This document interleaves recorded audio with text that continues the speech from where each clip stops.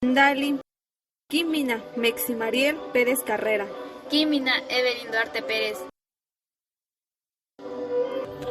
Nuestro tema es Cuaratotojiina Genashonanda, México. La historia de las lenguas indígenas en México. En época prehispánica, el desarrollo de las lenguas indígenas y mayas. Durante el siglo III a.C.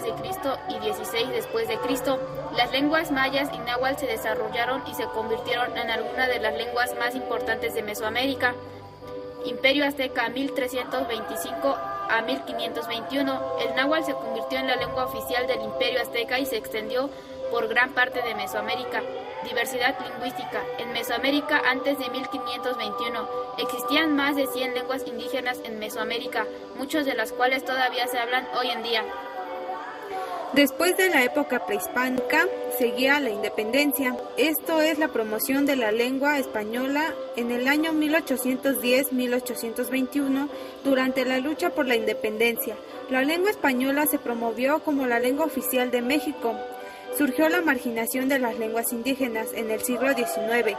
Las lenguas indígenas fueron marginadas y se promovió la castellanización de la población indígena.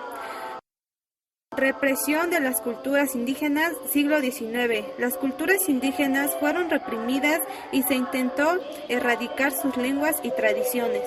Por último está la Revolución Mexicana, reconocimiento de los derechos indígenas, el cual fue a 1910 a 1920. Durante la Revolución Mexicana se comenzó a reconocer los derechos de los pueblos indígenas y se promovió la educación bilingüe.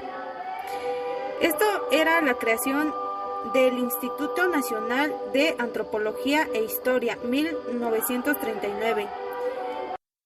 Se creó para proteger y promover el patrimonio cultural de México, incluyendo las lenguas indígenas.